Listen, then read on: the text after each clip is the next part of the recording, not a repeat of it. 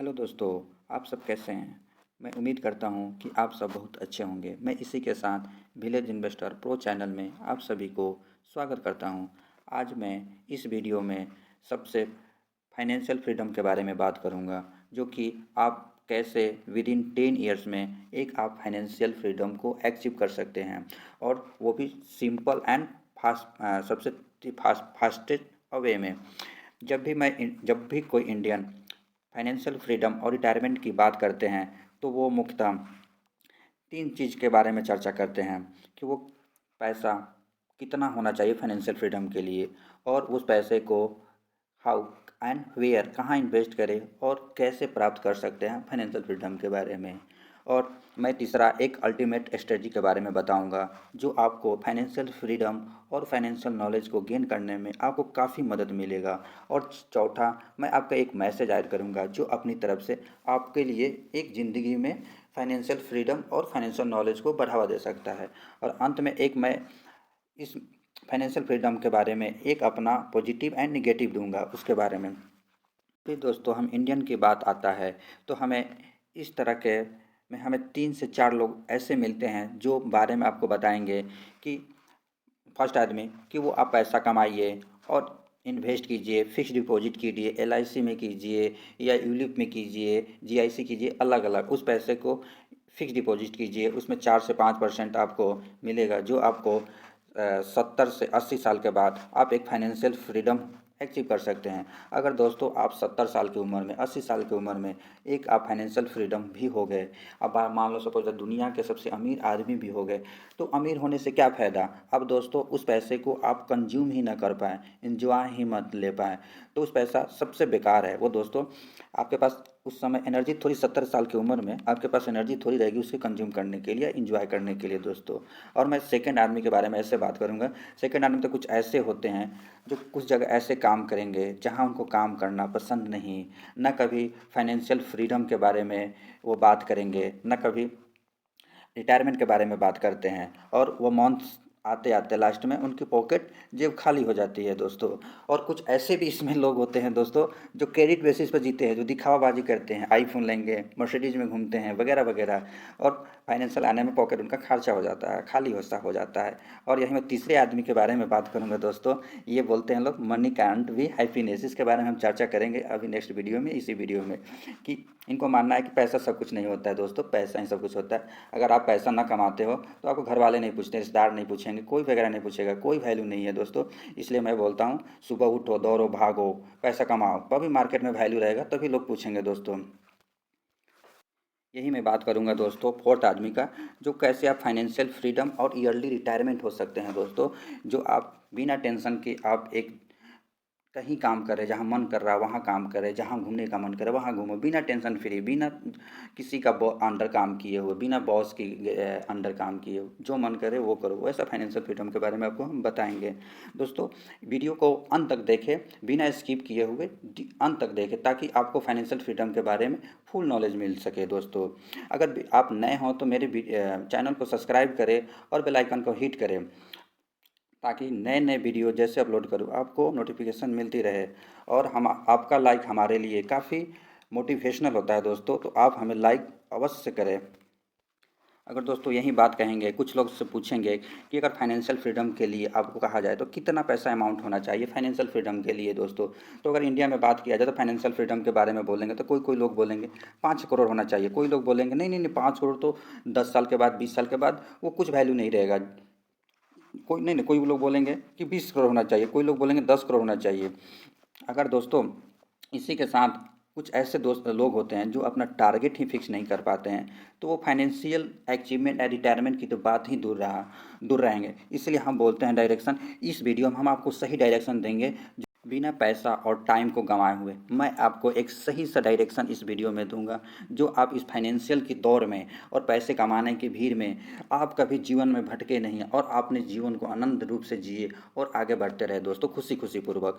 अगर पूछ दोस्तों, हम बहुत सारे लोगों से पूछा कि आपके फाइनेंशियल फ्रीडम या ईयरली रिटायरमेंट होने के लिए आपको कितना होना चाहिए, कितना पैसा आपको होना चाहिए। तो मैं बहुत सारे दोस्तों से पूछा, बहुत रिश्तेदारों से पूछा, तो वो बोलें कि मेरे खर्चा 30,000 है, कोई बोला 50,000 है, कोई बोला 15 है, कोई बोला 10 है। तो इसी को सभी को मैं एवरेज निकाल के आपको मैं 75,000 का एवरेज लेके मंथली अगर इनकम हो जाता है बिना काम किए हुए, बिना कुछ किए हुए आपको मंथली इनकम 25,000 का हो जाता है, तो मंथली इनकम या फाइनेंशियल फ्री हो।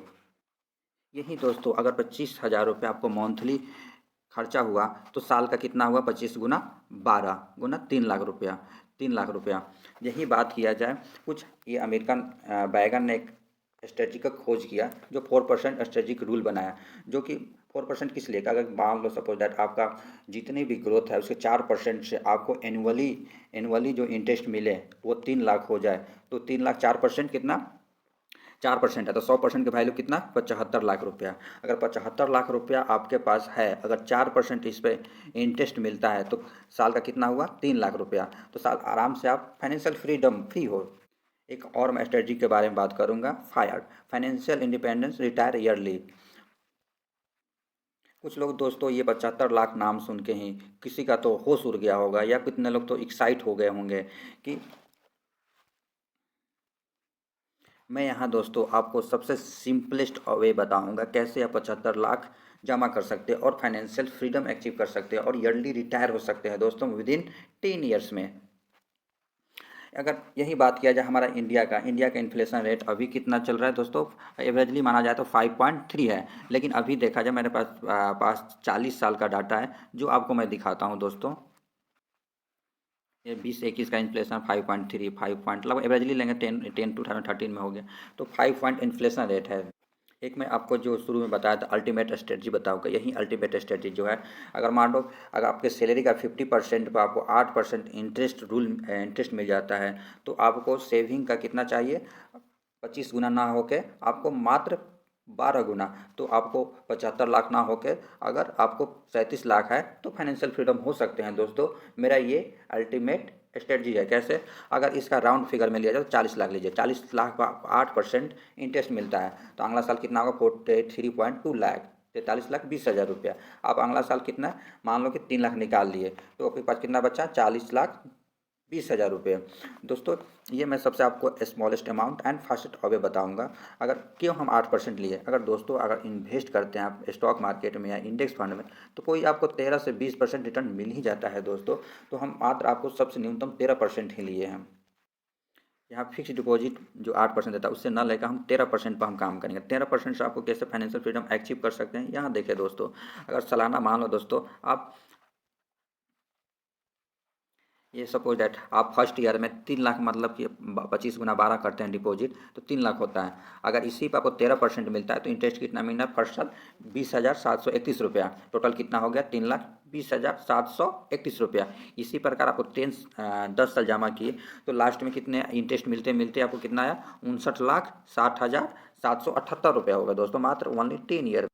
और इसमें अगर मान लो कि इन्फ्लेशन 7% आ रहा है या आपकी सैलरी 7% या 3% इंक्रीमेंट होता है, तो उसमें हम अपने आप को देखें इन्फ्लेशन के रेट से हम यहाँ इंस्टॉलमेंट बढ़ाएंगे दोस्तों। हर साल हम 7% से बढ़ाएंगे। पहले साल 3 लाख करेंगे, उसके बाद 3,21,000, 7% 70 का 21 होता है, तो 3,21,000 करेंगे। उसी प्रकार फिर अगला साल 7% बढ़ाएंगे। इसी बढ़ाते बढ़ाते हम कितना, हम मात्र 10 साल में 76 लाख रुपया जमा कर लेंगे दोस्तों।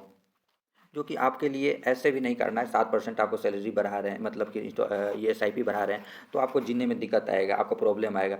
7% कुछ नहीं, आपको अंदर कंजूसी करने की भी ज़रूरत नहीं है। मात्र 5 से 20% आपको डायरेक्ट स्टॉक में मिल ही जाता है। ये इसी के बाद बताऊंगा दोस्तों 10 साल के बाद आप कैसे विड्रॉल करें पैसा, उसके बारे में बताएंगे। देखिए सपोज आइए डिस्प्ले पे यही बात करेंगे दोस्तों। फर्स्ट साल में आपको कितना था? 79,80,773 दोस्तों। अगर सपोज डैट मान लें कि इन्फ्लेशन के रेट से अनुसार आप मान लो कि 3 लाख ना निकाल के 6 लाख निकालिए, क्योंकि उस समय दुगना हो जाएगा 10 साल के बाद। 7 मतलब दोगुना निकालना है। तो पहले साल में आपको 13% के हिसाब से कितना इंटरेस्ट आया? 69 लाख पे, 79 लाख पे 9,50,000 इंटरेस्ट मिला दोस्तों, और 6 लाख निकाल रहे हैं, तो फिर ये इतना माइनस करेंगे तो फिर अगला आपको इन्वेस्टमेंट अमाउंट में ऐड हो गया। फिर ये ऐड करते फिर अगला साथ 6,42,000 निकालिए, फिर आपको गेन कितना मिला सेकेंड ईयर में, मतलब कि 9,93,000 मिला। निकालना कितना है, 6,42,000। फिर ऐसे ऐसे करते करते आपको मात्र फिर ये निकालते निकालते आपको कितने अमाउंट हो गए, 1,08,11,320 रुपये आपका यहाँ विड्रॉल भी करते रहिए अपने खर्चे के लिए, फाइनेंशियल भी फ्रीडम हो गए और आपका अमाउंट भी इधर बढ़ रहा है, 1,08,00,000 हो गए दोस्तों। यहाँ दोस्तों मैं आपको यहाँ पर 6 लाख विड्रॉल करने की क्यों बताया, आइए हम उसको समझते हैं इन्फ्लेशन के बारे में। इन्फ्लेशन क्या चीज़ होता है, कैसे आपको दोगुना निकाल पाते, तो बोले हम 3 लाख निकालने के लिए आप 6 लाख क्यों निकालते, उसके बारे में बताते हैं दोस्तों। यहाँ पर मान लीजिए कि ये जो देख रहे हैं 3 लाख रुपये एनुअली निकाल रहा है, तो इसकी 7% इंटरेस्ट इन्फ्लेशन जो बढ़ रहा है, हमारा महंगाई पैसा की वैल्यू जो कम हो रही है, वो 10 साल के बाद कितना हो जा रही है, 5,90,000 दोस्तों। तो 5,90,000 हुआ, इसलिए मैंने 6 लाख निकालने का वहाँ पर यहाँ पर मैं आपको 6 लाख विड्रॉल इसलिए कर रहा हूँ, क्योंकि इन्फ्लेशन के अनुसार आपके उस समय की 3 लाख की जो वैल्यू है उस समय कितना की हो जाएगी, 6 लाख की दोस्तों।